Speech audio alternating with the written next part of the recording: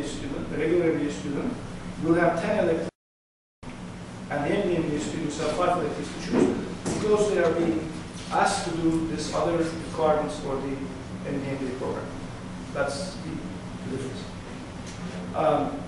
Now, just a few words on the healthcare system. The 2 courses that I have suggested you consider if you are interested in multidisciplinarity.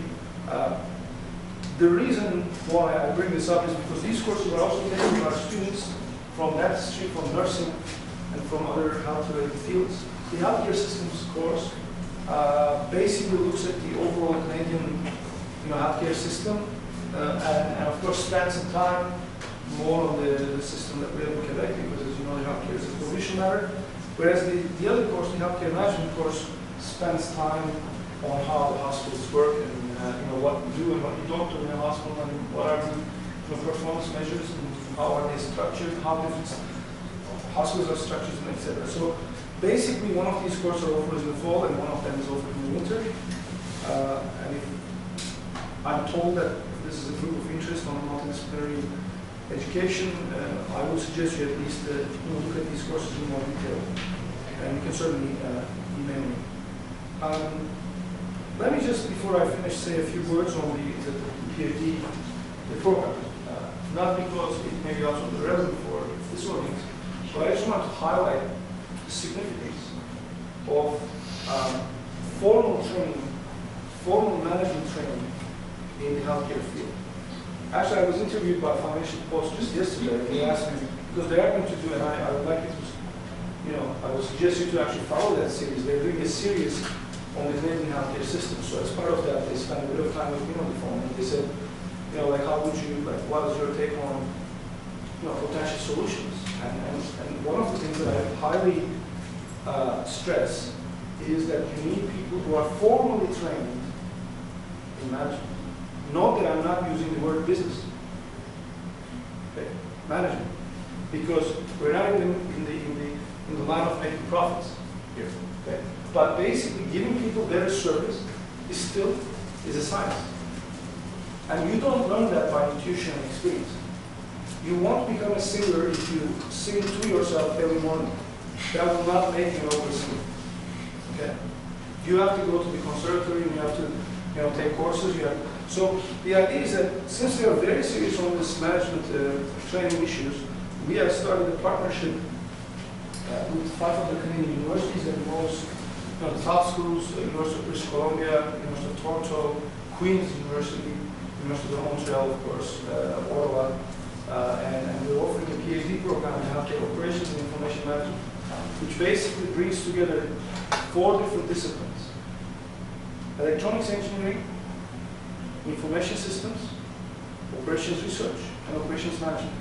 So if you needed a handheld device that you want to use next to a patient, we can design it, we can make it, we can put the information architecture on it, we can develop a decision support system, and we can develop the processes to use it. So that's a truly sort of a multidisciplinary program that we offer at the PhD level. And I just wanted to mention that because I wanted to sort of make it clear that we feel very seriously about the need for multidisciplinary training and research in this field, because if people do not talk to each other, and if they think that what they do is the only thing that can be done. I offer clinical care, and I don't care about the dollars. Yeah, well, it's the dollars that gets you the devices.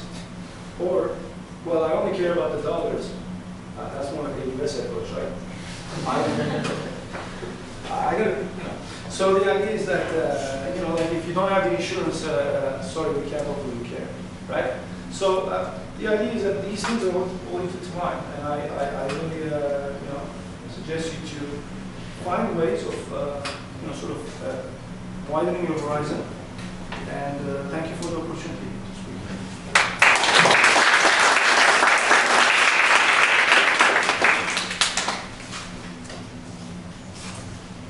Catherine, can share my email with people. I wasn't wise enough to put my email in the screen, but yes, please. I'm just wanting to know how many people apply usually, and how many people get accepted to the MBA? Yes. Yeah. As I mentioned, it's a small class, and actually we like it that way. back of the envelope calculation. The faculty of medicine accepts 160 people per year, roughly speaking. Half of them do not have an undergraduate degree. You cannot do a master's degree unless you have an undergraduate degree. So basically, and you won't be considered for the MBA program if you are not accepted to the MD program. So the idea is that my pool of people, potential people, is 80 people. And not everybody is going to be interested in management. So the idea is that 10% of eligible people in medicine were looking at it. We're looking at a class size of 8 people. So our class is ultimately between 5 and 8. So because our pool is people like yourselves who are in that. Do we apply either to any PhD or MD, or can we apply to both? And one of them, one application, and then you decide if you want the MBA program. Now these are. I mean, what I talked about was completely separate programs because I didn't want to, come across as I'm just, teaching you the MBA. I mean. Anna is our graduate, so she can talk, but I'm still a stakeholder, so I didn't want to talk just about the MBA. So the idea is that I think for this crowd, the only option is the MBA. To apply for a PhD program, there's no MD side to that PhD program. Let's put it that way.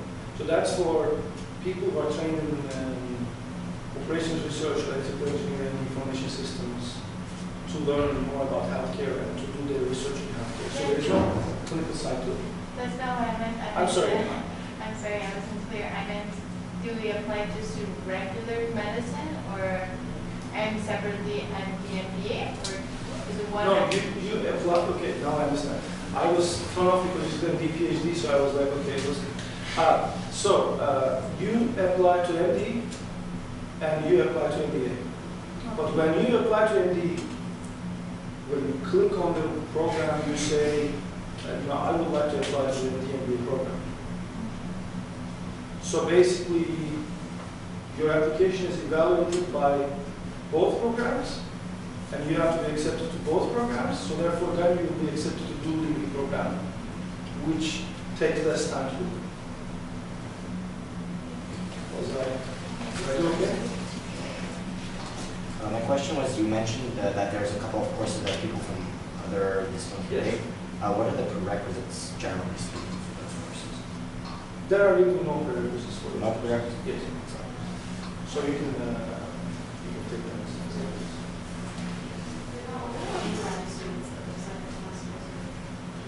Oh, okay, yeah. Thanks for the clarification. Of course, to take the courses, you have to be.